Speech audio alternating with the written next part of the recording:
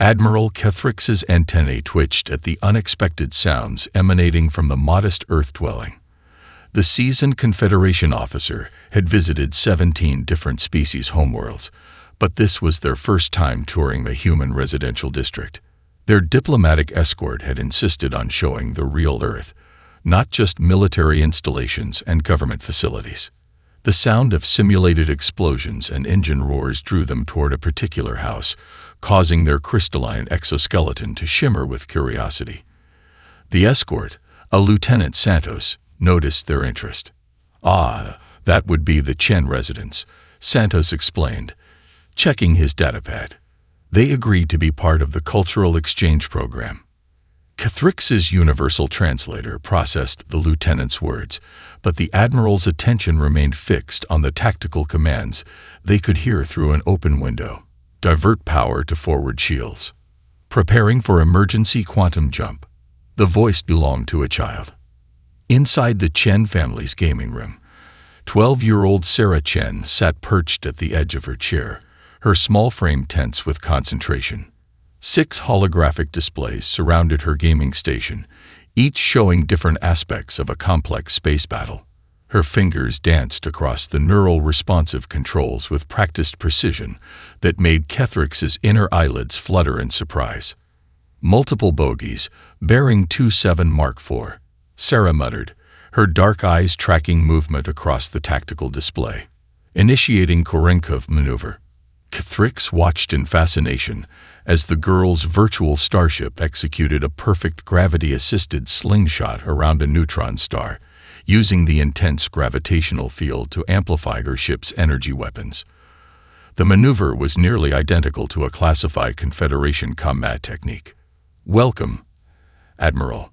Mrs. Chen appeared beside them, offering a traditional Earth greeting. "I see you found Sarah's favorite after-school activity." After school. Kethrix's translator struggled with the concept momentarily. "Yes, she usually spends 2 hours each day practicing her simulator skills. She's quite good at it." Mrs. Chen beamed with quiet pride. "She's been playing since she was 6. Kethrix's attention snapped back to the displays as Sarah's virtual ship launched a spread of quantum torpedoes. The weapons detonated in a precisely calculated pattern, creating a cascade of explosions that disabled an entire enemy squadron. The technique demonstrated an intuitive understanding of fourth-dimensional space warfare. "This is entertainment?"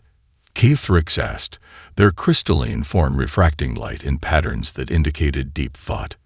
"It's one of the more popular gaming genres," Lieutenant Santos explained. "Companies have been making space combat simulators for over 50 years now. They'd gotten quite sophisticated."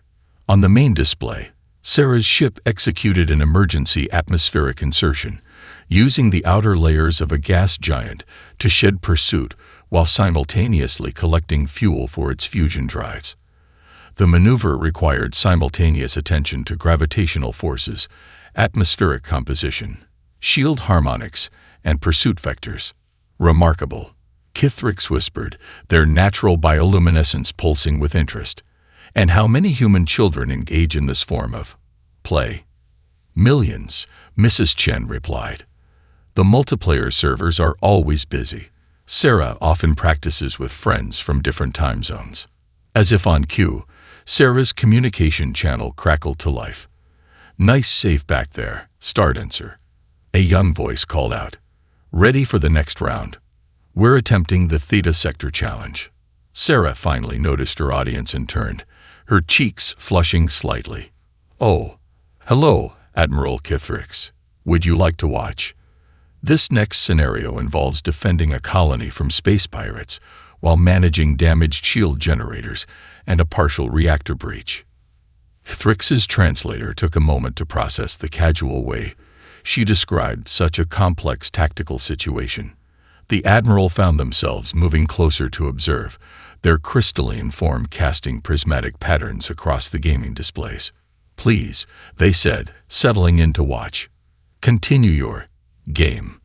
The word felt inadequate as Sarah turned back to her controls, calling out to her teammates and bringing up detailed system diagnostics. Kithrix's military-grade sensors detected elevated heart rate and increased neural activity in the girl, but her expression showed only joy and concentration. The Admiral made a mental note to include this observation in their report to the Confederation Council. There was clearly more to human entertainment than they had initially suspected. The Chen family dining room buzzed with an odd mix of Earth hospitality and interstellar diplomacy. Admiral Kithrix's crystalline form cast dancing rainbows across the walls as they adjusted their position at the table, still processing what they had witnessed in Sarah's gaming room.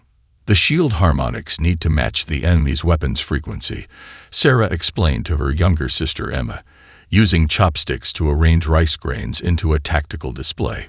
See, if you tune them just right, you can actually redirect their energy into your own weapon systems.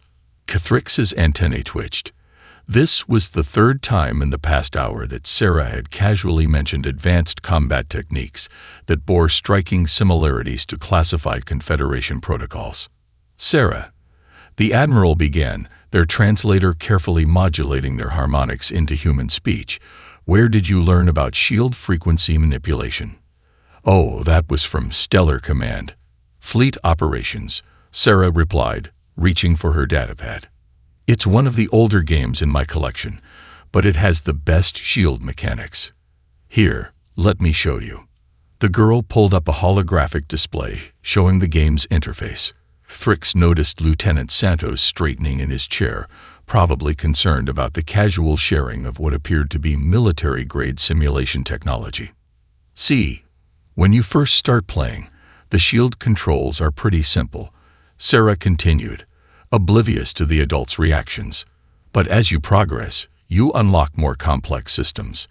By level 50, you're managing quantum field harmonics, power distribution grids, and emergency remodulation sequences. Mrs. Chen noticed Kithrix's bioluminescence pulsing with intense interest. Sarah has quite the collection of these games. Would you like to see them after dinner? 20 minutes later, Kithrix stood in Sarah's room, examining rows of game data crystals and neural interface devices. Each title seemed more sophisticated than the last. Deep Space Tactics, Quantum Fleet Commander, Starship Emergency Protocols. This one's my favorite, Sarah said, picking up a crystal labeled Strategic Operations Simulator. It teaches you how to manage a whole battle group. I'm still learning the advanced formations, but last week I successfully defended a mining colony from a surprise raid using only civilian ships. Kithrix's inner eyelids flickered rapidly as they accessed their military database. The scenario Sarah described matched almost exactly with a real incident from the Confederation's early history. And these games, they are common among human children? Kithrix asked. Oh yes, Mr. Chen replied, pride evident in his voice. The multiplayer servers handle millions of players daily. Sarah often plays with kids from around the world. They organize their own fleet exercises and emergency response drills. Fleet exercises. Kithrix's translator stumbled over the casual description of what sounded like military training. Yeah, we call them raid nights. Sarah chimed in, powering up another simulation. Usually about 20 of us get together to tackle really hard scenarios. Everyone has different roles: engineering, tactical, medical response. You have to coordinate everything perfectly or the whole operation fails. The display showed a complex battle scenario involving multiple ships, resource management, and what appeared to be highly accurate physics calculations. Sarah's younger sister Emma bounced excitedly beside her. Sarah's teaching me too, Emma declared. I'm already level 5 in Junior Space Captain. Yesterday I learned about calculating escape velocities. Kithrix watched as Sarah patiently explained gravitational mechanics to her sister, using terms that would not have been out of place in a Confederation Academy lecture. The Admiral's crystalline form shimmered with patterns that their species used to indicate deep contemplation. Lieutenant Santos, Kithrix said quietly, I believe we need to revise our assessment of human educational methods. Santos nodded, having watched the entire exchange with growing awareness of its implications. Should I arrange a meeting with the gaming development companies? Admiral. Yes, Kithrix replied, their antennae swaying gently as they watched Sarah demonstrate a textbook-perfect emergency landing sequence to her captivated sister. I believe the Confederation's Cultural Integration Committee will be very interested in how humans turn complex military operations into entertainment. Sarah's voice carried across the room. And remember, Emma, when the reactor's going critical, you have exactly 3 minutes to execute the emergency shutdown sequence. Want to practice again? Thrix's bioluminescence pulsed with what might have been amusement. Somewhere in the vast database of human information, they needed to look up the concept of hiding in plain sight. The holographic displays aboard the Confederation flagship Eternal Dawn filled Kithrix's private quarters with a soft blue glow. The Admiral's crystalline form refracted the light as they studied countless streams of data about human gaming culture, their antennae twitching with each new discovery. Computer, display concurrent user statistics for Earth space simulation games, Kithrix commanded. Numbers scrolled across the screen. 57 million active players in the past 24 hours, 23 million of them under the age of 18. Average daily playtime, 2.8 hours.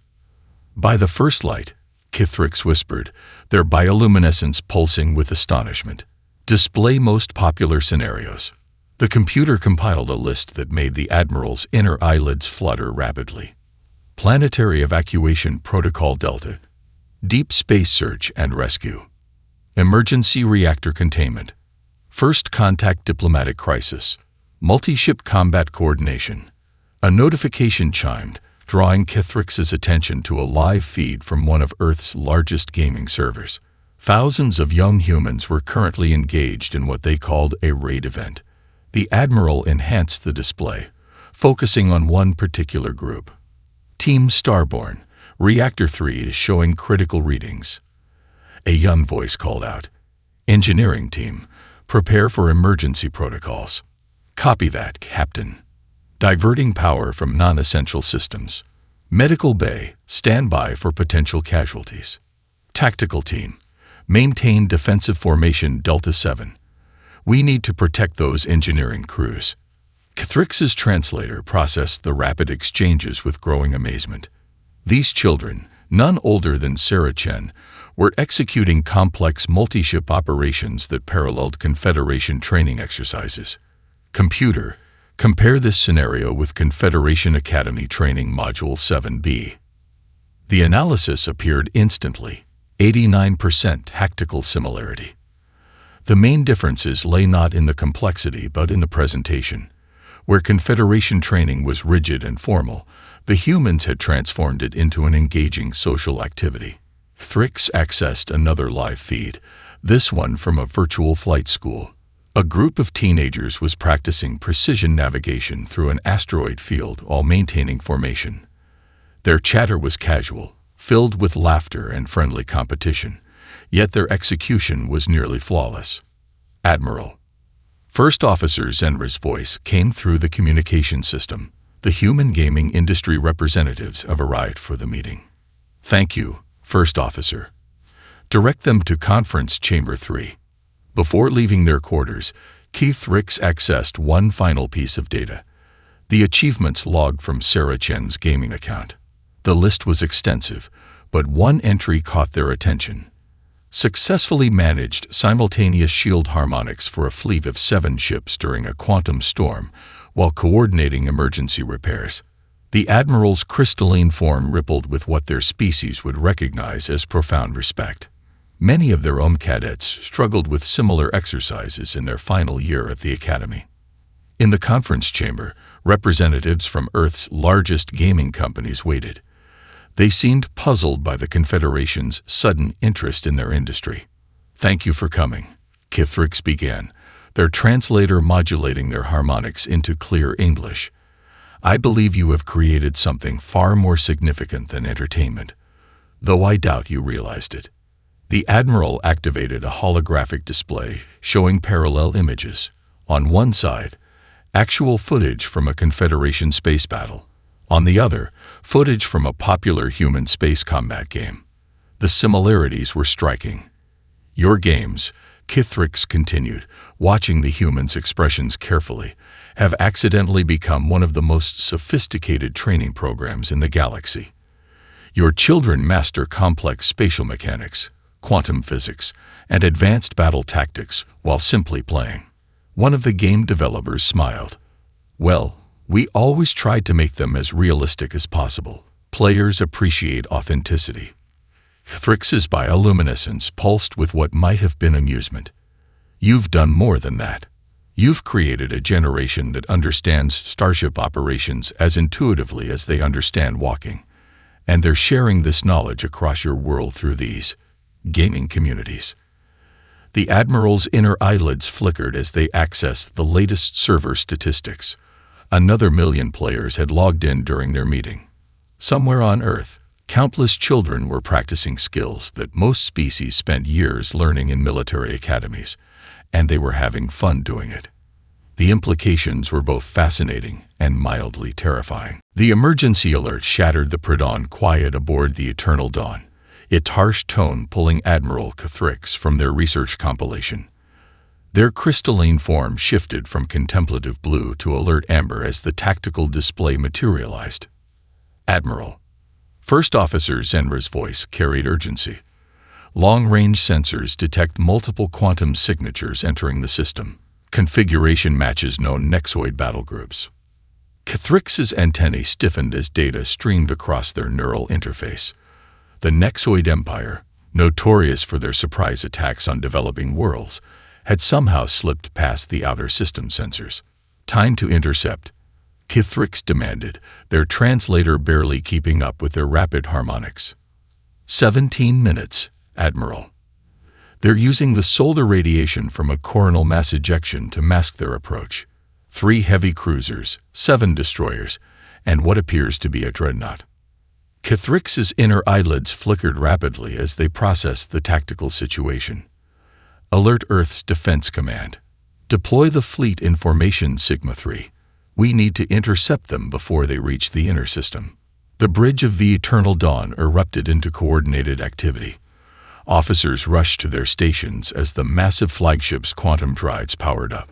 Through the main viewport, Kithrix watched as other Confederation ships moved into position, their energy signatures forming a precise defensive grid. Nexoid fleet has accelerated, Tactical Officer Vreen reported. They're launching long-range quantum torpedoes. Raise shields, prepare point defense systems. Kithrix's crystalline form pulsed with command patterns. Launch interceptors.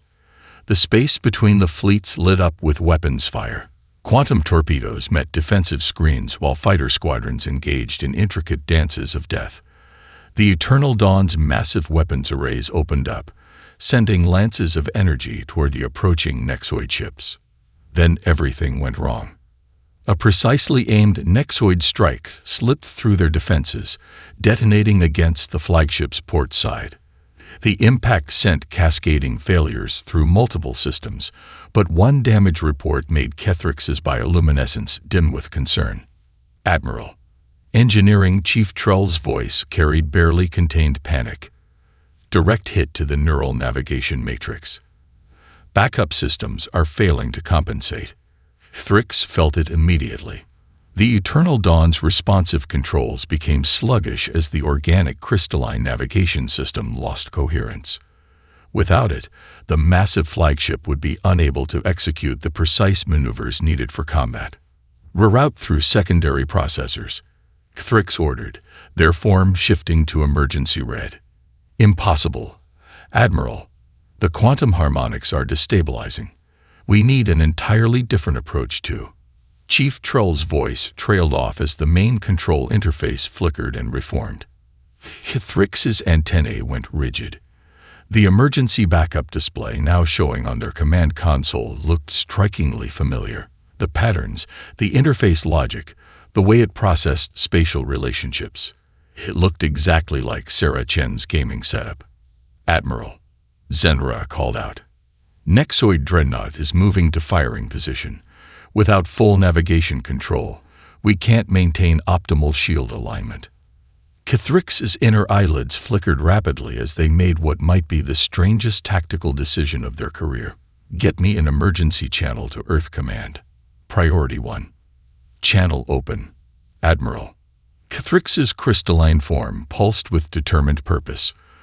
This is Admiral Kithrix of the Confederation flagship Eternal Dawn. We have a Priority 1 emergency request. I need immediate contact with Sarah Chen. The bridge crew's confusion was palpable, but Kithrix had no time to explain. Another volley of Nexoid fire rocked the ship. With all respect, Admiral, Zenra began. How could a human child possibly? Because, Kithrix interrupted, their translator struggling to keep up with their urgent harmonics. She's been training for this exact scenario her entire life. She just didn't know it. Through the viewport, the Nexoid dreadnought's main weapon began to power up, its ominous glow promising devastation. Kithrix watched the emergency channel indicator, their form pulsing with patterns that in their species indicated either brilliant insight or complete madness. Perhaps, they reflected, there was little difference between the two. Sarah Chen had never seen adults move so quickly. One moment she had been sleeping peacefully. The next, her room was filled with urgent voices and flashing emergency lights. Now she sat in the back of a military transport, her gaming headset clutched in her hands, while her parents tried to explain the situation. The Admiral specifically requested you, sweetheart, her mother said, squeezing her hand. They think your gaming experience might help. The transport banked sharply, giving Sarah a view of Earth's orbital defense platforms, glowing against the pre-dawn sky. Emergency klaxons echoed across the city below. But it's not a game this time, Sarah whispered, her voice small but steady. This is real. The vehicle descended toward a hastily established Earth Command Center. Lieutenant Santos was waiting for them, his usual diplomatic calm replaced by focused urgency. Sarah, Admiral Kithrix needs your help. The Eternal Dawn's navigation systems are damaged, and their emergency interface. He paused, managing a slight smile. Well, you might find it familiar. Inside the command center, dozens of officers hurried between holographic displays showing the space battle above. Sarah's eyes went wide as she saw the massive Nexoid dreadnought bearing down on the Confederation flagship. A familiar crystalline form shimmered on the main communication screen. Sarah Chen, Admiral Kithrix's translator, conveyed both relief and urgency. Thank you for coming. I believe you might be the only person who can help us. The Admiral's form pulsed with rapid patterns as they explained the situation. The backup navigation system's interface was based on crystalline computing, similar to what many human game developers had independently created for their space simulators. It's almost exactly like the advanced crystal matrix system from Stellar Command, Sarah realized, studying the complex patterns on the screen. Her fingers twitched, muscle memory from thousands of hours of gameplay taking over. Precisely, Kithrix confirmed. We need someone who understands both the interface logic and complex spatial navigation. Someone who has trained extensively in similar systems. Sarah took a deep breath, slipping her gaming headset on. The neural interface felt familiar, comforting. What do you need me to do? The Nexoid dreadnought is charging its main weapon, Kithrix explained. We need to execute a series of precise maneuvers to maintain optimal shield alignment while giving our weapons a clear firing solution, without full navigation control. You need someone who can read the crystalline patterns and make quick adjustments, Sarah finished. She had done similar scenarios dozens of times in her games. The only difference was that now, 12,000 people's lives hung in the balance. The command center staff watched in amazement as Sarah's fingers began dancing across the emergency interface. The massive Confederation flagship responded, its movements becoming more precise, more fluid. Pattern recognition protocols engaging, Sarah muttered, falling into the focused state she knew from countless gaming sessions. Calculating quantum field harmonics, adjusting for gravitational distortion. Through the main display, they could see the Eternal Dawn beginning to move with renewed grace. Sarah's understanding of the crystalline interface allowed her to work around the damaged systems, finding new paths through the quantum mathematics that governed the ship's movement. Remarkable. Kethrix's translator conveyed their awe. She's utilizing navigation protocols that even our best pilots rarely attempt. Sarah barely heard them. She was deep in the flow state that all serious gamers knew, where interface and intention became one. Her mind processed the complex spatial relationships as naturally as walking, thanks to years of training disguised as entertainment. Nexoid dreadnought approaching optimal firing position. An officer announced tensely. "Not if I can help it," Sarah whispered, her fingers flying across the controls. The familiar patterns of the crystalline interface responded to her touch, transforming the damaged flagship's movements from desperate survival to something approaching an art form. In the command center, her parents watched with a mixture of pride and astonishment as their daughter guided a real starship through the cosmos using skills learned in her bedroom. The lines between game and reality, between training and play, had never been thinner. The Eternal Dawn's bridge crew watched in stunned silence as their massive flagship executed a series of maneuvers that their training had taught them were impossible with damaged navigation systems. Through the main view screen, Sarah could see the massive Nexoid dreadnought adjusting its position, trying to compensate for her unexpected tactics. Energy spike detected. Tactical Officer Vreen called out, "Dreadnought's main weapon is reaching critical charge." Sarah's fingers danced across the crystalline interface, her mind translating years of gaming experience into real space tactics. "Admiral, request permission to attempt the Korenkov defense pattern." Kethrix's form shifted to surprised amber. "That maneuver is theoretical. Even our simulators can't properly calculate the gravitational dynamics." A small smile played across Sarah's lips as she responded, "With respect, Admiral, I successfully executed it 67 times in Stellar Command's quantum crisis scenario." The Admiral's inner eyelids flickered rapidly as they made their decision. "Permission granted, Sarah Chen. Show us what human gaming has taught you." Sarah's hands flew across the controls, directing the damaged flagship into a complex spiral pattern. She could feel the ship's rhythms through the neural interface, just like in her games. The crystalline computing system responded to her touches as if it had been designed for her. "All hands, brace for high-G maneuvers," she announced, her voice carrying the calm authority she developed leading raid groups. "Engineering, prepare for emergency power redistribution. Tactical, stand by for firing solution." The Eternal Dawn began to move in ways that defied conventional space combat doctrine. Sarah used the local star's gravitational field to supplement their damaged navigation systems, letting natural forces do what their injured quantum drives couldn't. By the first light, First Officer Zenra whispered, watching the tactical display. "She's using the solar wind particles to create a quantum wake effect." Sarah nodded, her focus unwavering. Just like surfing a plasma stream in deep space tactics, the principles are the same. You just need to feel the patterns. The Nexoid dreadnought fired its main weapon, a lance of destructive energy that could shear a planet in half. But Sarah had anticipated this. The Eternal Dawn rolled precisely, letting the beam graze their strongest shield arc while continuing their spiral approach. "Shield harmonics holding," Engineering Chief Trell reported, amazement clear in their voice. "The girl's maneuver is actually using the enemy's weapon energy to reinforce our defensive matrix. A technique from level 60 of Strategic Operations Simulator," Sarah explained, her fingers never stopping their dance across the controls. Though the real physics are actually easier to predict than the game version. Thrix's crystalline form pulsed with patterns indicating both awe and amusement.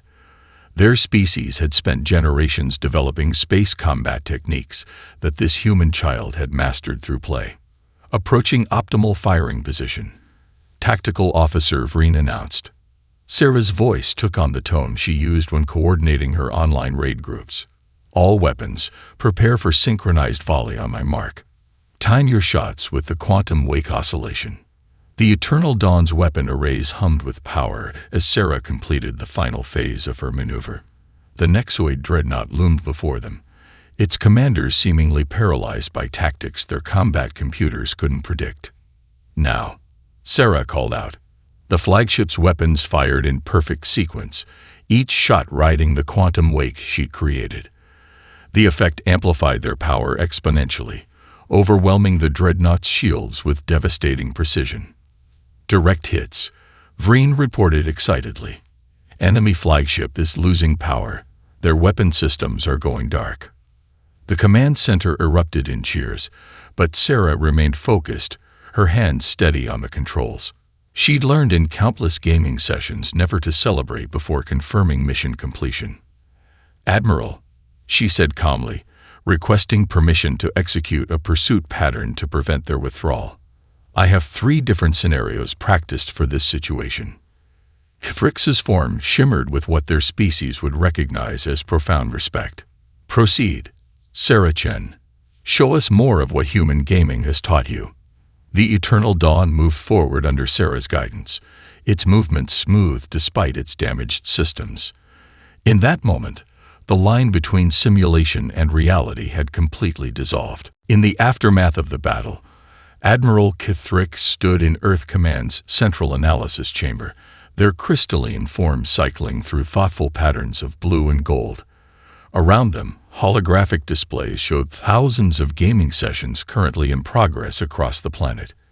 Each one represented potential they had never imagined. "The statistics are quite remarkable, Admiral," Lieutenant Santos reported, bringing up another data stream. During the 17 minutes of actual combat, over 3 million human children were simultaneously practicing similar scenarios in their games. Thrix's antennae twitched as they processed this information, and how many of them successfully completed their scenarios. "Approximately 68%. Santos smiled slightly. "Many of them using variations of the same Koronkov defense pattern that Sarah employed." The Admiral's inner eyelids flickered rapidly as they accessed their neural interface, reviewing footage from the battle. Sarah Chen's performance hadn't been a fluke. It was the natural outcome of humanity's unique approach to learning.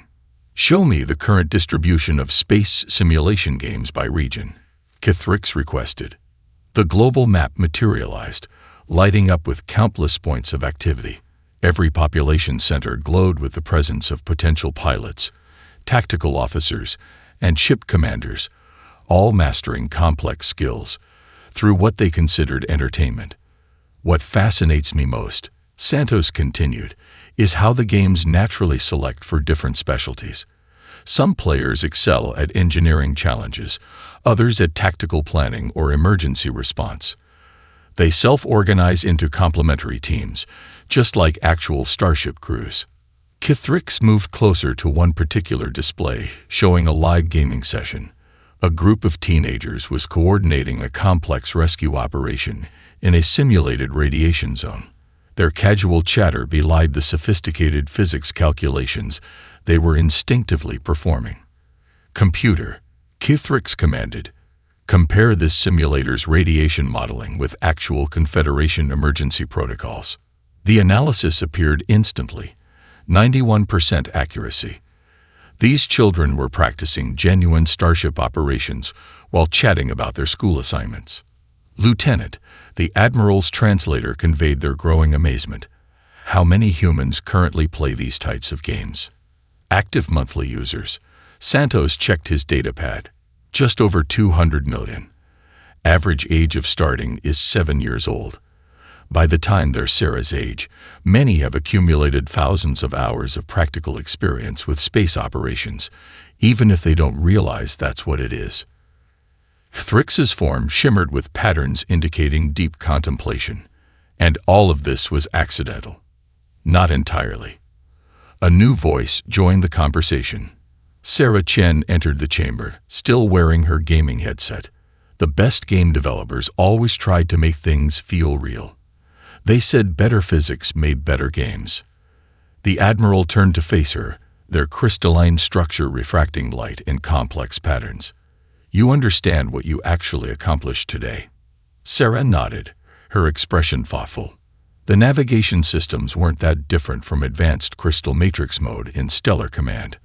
The real ship actually responded more smoothly than the game version. Because you weren't fighting simplified physics, Thrix explained. You were working with natural quantum harmonics.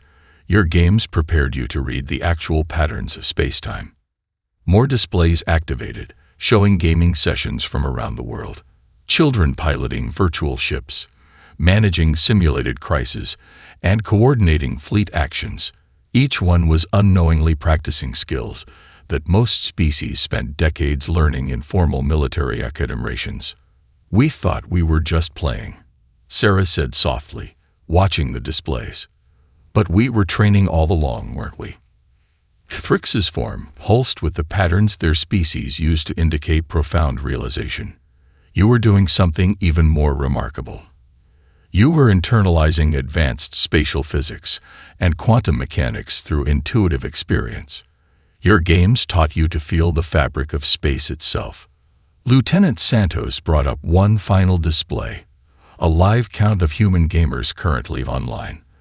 The number ticked upward continuously as more players logged in across the planet. Admiral, he said quietly, I believe the Confederation may need to recalculate Earth's strategic value. Thrix's antennae swayed gently as they watched humanity's hidden army of Starship operators practicing their skills, all while thinking they were simply having fun. No, they replied, their translator struggling to convey the complex harmonics of their response. We need to recalculate everything. The Confederation Council chamber hummed with excited harmonics as Admiral Kethrix's holographic form presented their findings. The curved walls displayed endless streams of data about human gaming culture, while in the center, a real-time projection showed thousands of active gaming sessions across Earth. Esteemed council members, Kethrix began, their crystalline structure gleaming with formal patterns, I stand before you to propose an unprecedented revision to Earth's status within the Confederation. What we initially classified as simple entertainment has proven to be something far more significant. The Admiral gestured, and the central projection focused on a particular gaming session. Sarah Chen was leading a training group, teaching younger players the very maneuvers she'd used against the Nexoid dreadnought. This is not unique, Kethrix continued. Across Earth, millions of humans are engaging in sophisticated space operations simulations daily. Their games have accidentally evolved into the most comprehensive training program in known space. Council member Vextra's form pulsed with skepticism. Surely you're not suggesting we consider games as equivalent to our military academies. Kethrix's antennae moved in what their species recognize as subtle amusement. No, council member. I'm suggesting they might be better. The chamber erupted in harmonic discord. Kethrix raised their appendages for silence, then activated another display showing parallel footage. Sarah's battle against the Nexoid dreadnought alongside similar scenarios being practiced in games worldwide. Consider the numbers, Kethrix proceeded. While we train thousands of cadets through traditional methods, humanity has created hundreds of millions of potential space operators. Their training begins in childhood, uses intuitive learning methods, and encourages creative problem-solving. The Admiral's form shifted to emphasize their next point. But most importantly, they've made it voluntary. Humans eagerly spend their free time mastering these skills because they've made the learning process enjoyable. High Council leader Zenithar leaned forward, their crystalline structure refracting light in patterns of deep interest. You believe this warrants changing their classification. I believe it demands it. Kethrix replied. Humanity hasn't just created a training program. They've fundamentally changed how complex skills can be taught. Their games are simultaneously entertainment, education, and tactical preparation. The display shifted to show different gaming communities, engineering simulations, emergency response scenarios, fleet coordination exercises.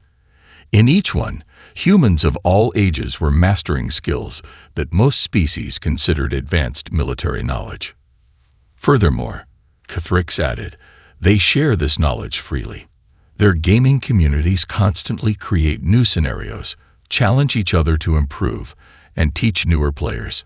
It's a self-perpetuating system of education that spans their entire world. The council chambers filled with thoughtful harmonics as the implications became clear. Humanity had accidentally created something unprecedented, a population where advanced space operation skills were common knowledge. "What do you propose, Admiral?" Zenthar asked. Kithrix's form pulsed with confident patterns. First, immediate elevation of Earth's status to full Confederation membership. Their unique approach to training and skill development could revolutionize how we prepare for space operations. The Admiral paused, then continued. Second, I recommend we establish a joint Human Confederation game development initiative. Imagine combining their intuitive learning methods with our advanced technology. The display showed one final image. Sarah Chen, now appointed as a special advisor to the Confederation Training Command, helping integrate gaming principles into their traditional education systems. Humanity's greatest strength, Kithrix concluded, isn't just their ability to learn complex skills through play. It's their instinct to share that knowledge, to turn it into something that brings joy to others. They've created a culture where learning itself is entertainment. The council chamber fell silent as the members processed this revelation. Finally, High Council leader Zenthar spoke, their form shimmering with decisive patterns. "Proposal accepted, Admiral. Let it be recorded that humanity has achieved something unique in galactic history. They've turned recreation into revolution." Thrix's form pulsed with satisfaction as they watched the council members vote unanimously to approve Earth's new status. Somewhere on the planet below, millions of humans were logging into their games, unaware that their entertainment had just changed the balance of power in the galaxy. The future of space exploration would never be the same, and it all began with a child playing the game.